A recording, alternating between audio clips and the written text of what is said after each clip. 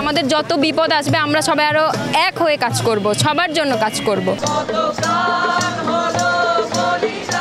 রাস্তার মাঝে দাঁড়িয়ে কেউ গিটার বাজাচ্ছেন, কেউ মুখে বাঁশি নিয়ে সুর তুলছেন, কেউ বা খঞ্জরি বাজাচ্ছেন, তো কেউ বসে তবলায় টুংটাং শব্দ তুলছেন।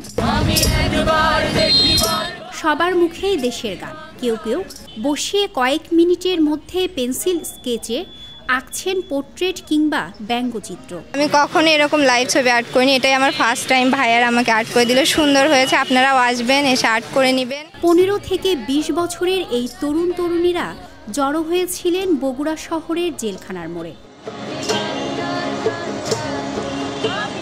সোমবার বিকেল থেকে সন্ধ্যা পর্যন্ত প্রায় 2 ঘন্টা বন্যার্তদের সহযোগিতায় সাধারণ শিক্ষার্থীরা এই আয়োজন করেন। যারা হচ্ছে live portrait plus live caricature করে দিচ্ছেন এবং তার বিনিময়ে যে টাকা পয়সা যেভাবে মানে যার খুশি মতো যতটুকু আমরা পাওনা পাচ্ছি এটুকু কিন্তু স্বচ্ছতার সাথে আমরা পাঠিয়ে দেব বন্যার্তদের সহায়তার জন্য। আমি এখানে থাকতে পেরে মানে আমার খুবই ভালো লাগছে। আমি এটা ভাষায় প্রকাশ করতে পারবো না। আমার মনে হয় আমি কেন, এখানে সবার আসা উচিত। আমাদের যত বিপদ আসবে আমরা সবাই আরো এক হয়ে কাজ করব, সবার জন্য কাজ করব।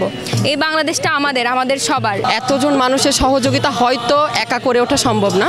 আমরা চাইবো বগুড়া সহ বাংলাদেশের যে কোনায় যে মানুষই আছে সবাই তাদের জায়গা থেকে সহযোগিতা করুক। সাধারণ শিক্ষার্থীদের মাঝে ছিল চিত্রশিল্পী ও সঙ্গীত শিল্পী।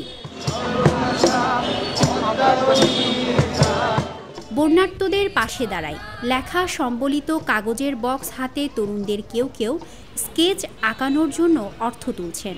এই আয়োজনে উপস্থিত একজন জানান, আমরা সবাই বগুড়ার শিক্ষার্থী, নিজেদের প্রতিভাকে বন্যার্তদের সহযোগিতার জন্য এমন আয়োজন। আমরা যেহেতু স্টুডেন্ট, পাশাপাশি আর্টিস্ট, শিল্পী, মিউজিশিয়ানস যাই বলেন, আমরা আমাদের পার্সপেক্টিভ থেকে আমরা হচ্ছে আমাদের দিক থেকে আমাদের যেভাবে সম্ভব সেভাবে সাহায্য করার একটা উদ্যোগ নিই এবং ভালোই আমাদের ফান্ডিং হয়েছে।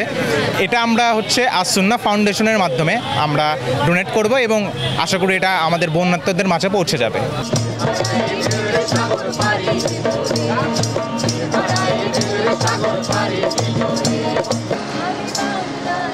দৈনিক করতোয়া, বগুড়া।